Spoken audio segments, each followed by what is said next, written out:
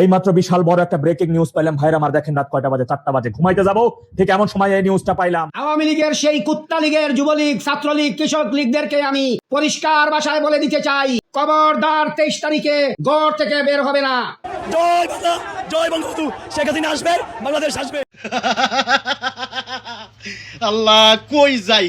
আওয়ামী লীগের প্রতিষ্ঠা বার্ষিকী ঘিরে বাংলাদেশের ঢাকাতে হাজার হাজার পুলিশ। যদি কেউ 23 তারিখকে নিয়ে কোনো আইন শৃঙ্খলা বাহিনীর প্রতি কোনো ঝুঁকি সৃষ্টি করতে চায়, তারা কিন্তু ঝুঁকির মধ্যে থাকবে। আওয়ামী লীগ কিন্তু একটা নিষিদ্ধ দল না, আওয়ামী লীগকে নিষিদ্ধ করা হয় নাই, আওয়ামী লীগের কার্যক্রম নিষিদ্ধ, এটা কিন্তু সবাই জানেন। কিন্তু যখন ওই মিছিল থেকে বলা হয় এই এদিকে আসবি না, আসলে মাইরা ফালামু,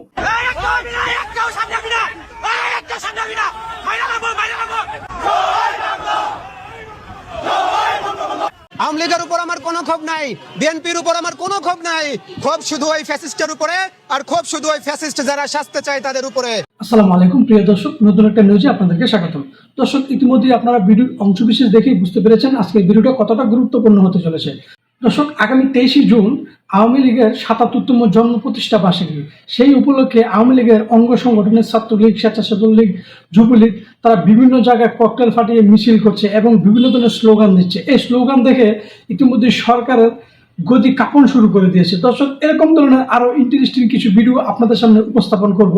দর্শক, চলুন আসলে কথা না বলে আমরা এক এক করে ভিডিওগুলো দেখে আসি। কিন্তু ভিডিওগুলো দেখার আগে আপনাদেরকে ছোট্ট করে একটু অনুরোধ করব, আপনি যদি আমাদের চ্যানেলে নতুন হয়ে থাকেন তাহলে চ্যানেলটি সাবস্ক্রাইব করে বেল বাটনটি অন করে দিন। ইতিমধ্যে যদি সাবস্ক্রাইব করে থাকেন তাহলে অসংখ্য ধন্যবাদ। দর্শক, চলুন আসলে কথা না বলে আমরা মূল আলোচনায় চলে যাই। এই যে মিছিল বাইর হইতেছে, জয় বাংলা আওয়ামী লীগের মিছিল বাইর হচ্ছে, কেন বাইর হচ্ছে? বর্ষপূর্তি, শুভ জন্মদিন। হ্যাঁ, এই 23 তারিখে, এই মাসের 23 তারিখে জন্মদিন। তার মানে আর 2-3 দিনের মধ্যেই এই জন্মদিন পালন করবে। আমার মনে হয় ওই দিন শেখ হাসিনারও আসার কথা, গুজব আর কি, আসবে না তো, আসার কথা। তবে আসলে ভালো হইতো, দিনটা ভালো ছিল, মানে আওয়ামী লীগের শুভ জন্মদিন, ওই দিন যদি আসতো খুবই ভালো হইতো। এই দিন যদি না আসে, আর কবে আসবে জানি না, সেটা নিয়ে পরে আরেকদিন আলোচনা করা যাবে। এখন এই 23 তারিখ উপলক্ষে বেশ মিছিল বাইর হইতেছে ভাই। হ্যাঁ, জয় বাংলা মিছিল বাইর হইতেছে। আওয়ামী লীগ কিন্তু একটা নিষিদ্ধ দল না, আওয়ামী লীগকে নিষিদ্ধ করা হয় নাই, আওয়ামী লীগের কার্যক্রম নিষিদ্ধ, এটা কিন্তু সবাই জানেন। কিন্তু ওই কার্যক্রম চালাইতেছে, আচ্ছা চালাক, কতজন আর ধরবে? কিন্তু যখন ওই মিছিল থেকে বলা হয় এই এদিকে আসবি না, আসলে মাইরা ফালামু, সাবধান এদিকে আসবি না, মিছিল থেকে বলা হইতাছে পুলিশকে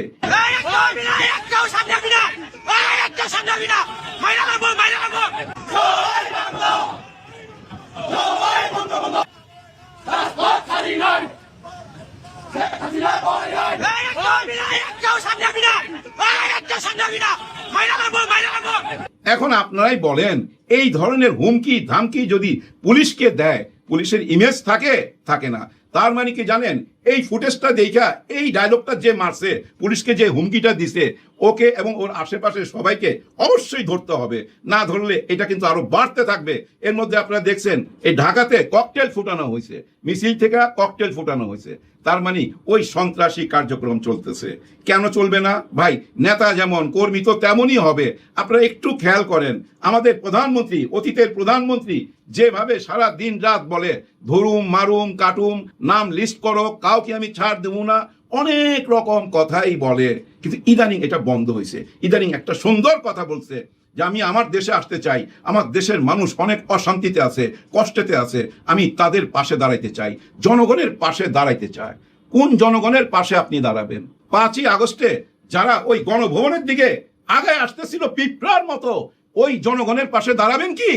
নাকি এই যে আমাদের তারেক রহমান সাহেব যেদিন লন্ডন থেকে আসলো, এয়ারপোর্ট থেকে নিয়ে 300 ফিট পুরা ঢাকা শহরে যে জনগণরা ছিল, ওই জনগণের পাশে দাঁড়াবেন? নিশ্চয়ই আপনি ওই জনগণের পাশে দাঁড়াবেন না।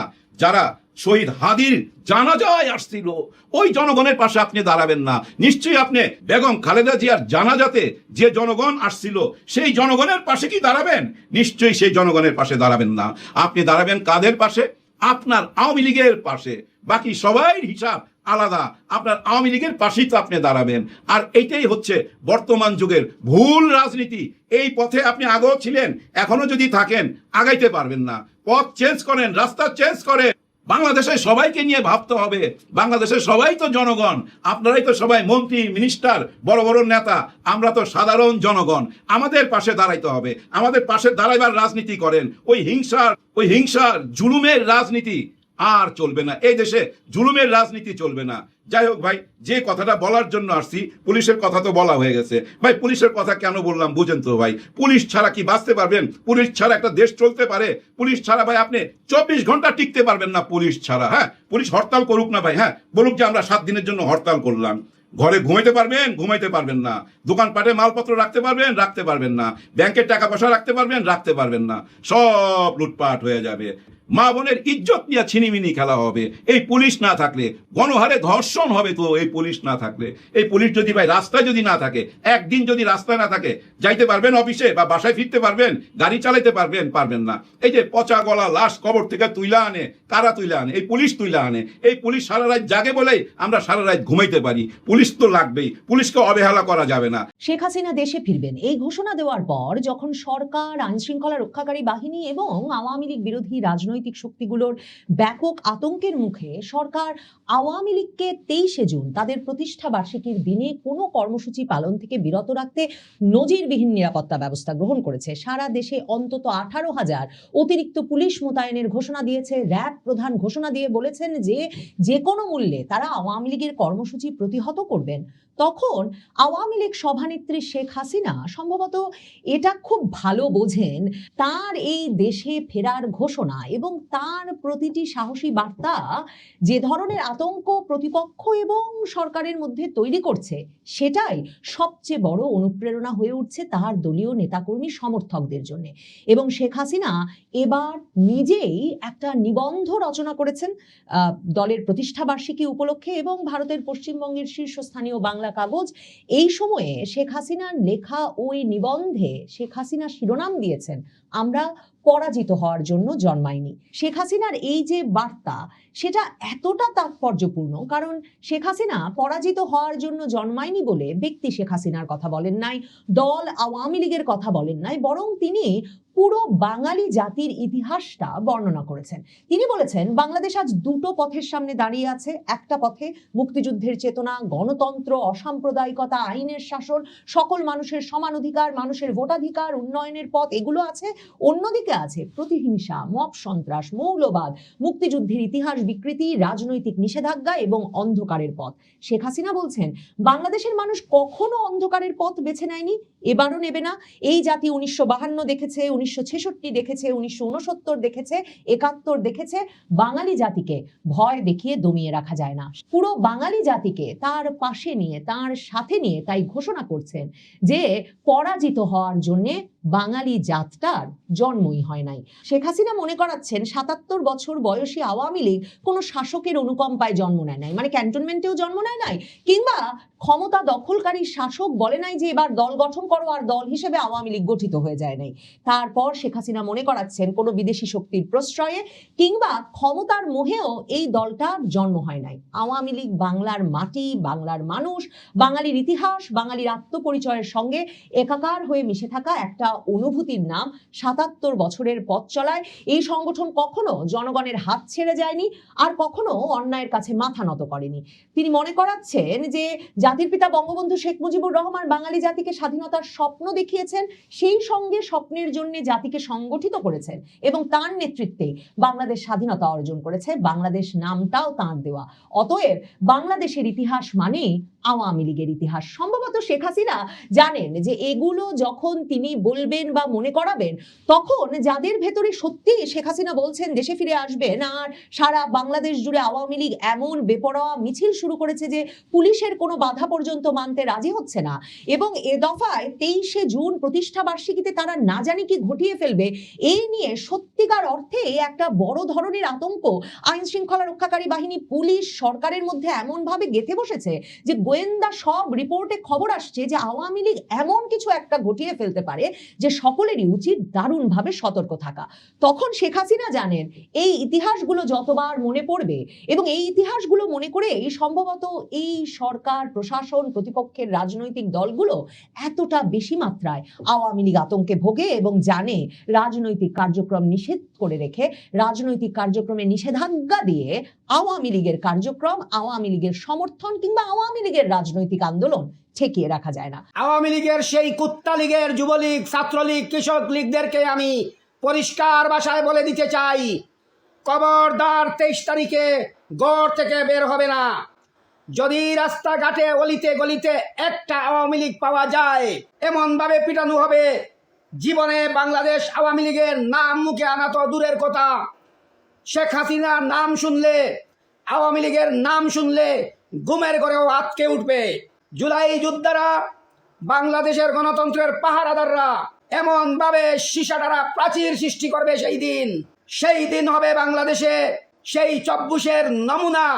24 ছিল নমুনা, আর 23 তারিখ যদি বের হও রাস্তায়, তাহলে সেই দিন হবে তোমাদের জীবনের শেষ দিন। এই মাত্র বিশাল বড় একটা ব্রেকিং নিউজ পাইলাম ভাইরা আমার, দেখেন রাত কয়টা বাজে, 4টা বাজে, ঘুমাইতে যাব ঠিক এমন সময় এই নিউজটা পাইলাম। খবর পাইলাম বিশেষ করে রাজধানী সহ সারা দেশে শিবিরের রাজাকার এবং বিহারির বাচ্চারা পুলিশের পোশাক এবং বিশেষ করে ডিবির কোটি পয়রা বিভিন্ন হোটেল এবং ম্যাচগুলো ও বাসা বাড়িতে তল্লাশি চালাইতেছে। আওয়ামী লীগের নেতা কর্মী সহ কেউকে যদি তারা পাইলেই বলে তুই আওয়ামী লীগের কোন পদে আছিস বল, তার মোবাইল চেক দিতেছে। আওয়ামী লীগের কেউকে কোন রকম ন্যূনতম যোগসাদোষ আছে এমনটা পাইলেই তাকে তারা তুলে নিয়ে যাইতেছে। যদি দেখে উচ্চ পর্যায়ের কোনো ব্যক্তি, তাহলে ওরা ওদের নিজস্ব যেই টর্চার সেল সেখানে নির্যাতন তাকে করে তাকে হত্যা করে ফেলতেছে। আর যদি দেখে না একটু ছোটখাটো, তাহলে স্থানীয় থানায় নিষিদ্ধ সংগঠনের সদস্য বইলা ওদেরকে ধরাই দিতেছে। ভাইরা আমার, আপনাদেরকে সর্বাত্মকভাবে প্রস্তুতি নিয়ে রাখতে হবে। এই সকল পুলিশ এবং ডিবির কোটি পড়ার লোকদেরকে দেখলেই ধরে নিবেন না সে আইনের লোক কিংবা প্রশাসনের লোক। যদি দেখেন অতি উৎসাহী ভাবে কোনো উদ্ভট প্রশ্ন করতেছে, অতি উৎসাহী হয়ে আগ বাড়িয়ে কোনো কিছু করতেছে, ধরে নিবেন ও রাজাকার বিহারীর বাচ্চা। ওর চ্যাপ্টার ক্লোজ করে দেন, ওর নিঃশ্বাস বন্ধ করে দেন। তার জন্য সর্বাত্মক প্রস্তুতি নিয়ে রাখুন। এই সকল কুত্তার বাচ্চা, রাজাকার এবং বিহারীর বাচ্চাদেরকে পাইলেই এদের ক্লোজ চ্যাপ্টার করে দেন, তার প্রস্তুতি নিয়ে রাখুন। আপনারা ভাইরা আমার, আমাদের লড়াই সংগ্রাম কিন্তু নানাভাবে করতে হবে, আমাদের সর্বাত্মকভাবে প্রস্তুতি নিয়ে রাখতে হবে। এর মাধ্যমে পেয়েছি এইগুলো রাজাকার এবং বিহারীর বাচ্চারা করতেছে। এমনকি পুলিশের মধ্যে থাকা যে সকল বিহারীর বাচ্চারা, যে সকল জামাতি রাজাকারের বাচ্চারা আছে, ওরা করতেছে। সারা দেশে দেখতেছেন কিভাবে সন্ত্রাসীরা, কিভাবে জঙ্গিরা একের পর এক মূর্তি ধ্বংস করতেছে। সন্ত্রাসীরা সাধারণ ব্যবসায়ীকে হত্যা করে তার সম্পদ লুট করে নিয়ে যাচ্ছে। যুবতী নারীদেরকে ওরা বাড়ি থেকে কিডন্যাপ করে নিয়ে ধর্ষণ করে হত্যা করে নদী নালা পুকুরে ডোবায় ফেলে দিতেছে। তাদেরকে গ্রেপ্তার করতেছে না, গ্রেপ্তার করতেছে আওয়ামী লীগের নিরপরাধ সদস্যকে গ্রেপ্তার করতেছে, যারা পুলিশ হত্যার বিচারের বিষয় নিশ্চিত করার জন্য আন্দোলন করতেছে, যারা গণতান্ত্রিক উপায়ে আন্দোলন এবং সংগ্রাম করতেছে, তাদেরকে ওরা গ্রেপ্তারের নামে ধরে নিয়ে ওই ফরিদপুর ছাত্রলীগের আমাদের সহকর্মী ভাইদের যাদের 5 ঘন্টা নির্যাতনের মাধ্যমে তাদেরকে গ্রেপ্তার করে নির্যাতনের মাধ্যমে তাকে হত্যা করতে। সুতরাং আপনাদেরও সেইভাবে প্রস্তুতি রাখতে হবে। এই সকল পুলিশের পোশাক এবং কোটি পরা ব্যক্তিদেরকে দেখলেই আইনের মানুষ, পুলিশের মানুষ এবং ওদের সাথে আইডি কার্ড দেখলেই এটা মনে করবেন না। দর্শক, ভিডিওটা দেখেই আপনারা বুঝতে পেরেছেন ভিডিওটা কতটা গুরুত্বপূর্ণ ছিল। যদি ভিডিওটি ভালো লেগে থাকে তাহলে অবশ্যই কমেন্ট করে যাবেন এবং শেয়ার করে অন্যকে দেখার সুযোগ করে দেবেন। দর্শক, আজকে ভিডিওটি এ পর্যন্তই। দেখা হবে অন্য আরেকটি ভিডিওতে। আল্লাহ হাফেজ।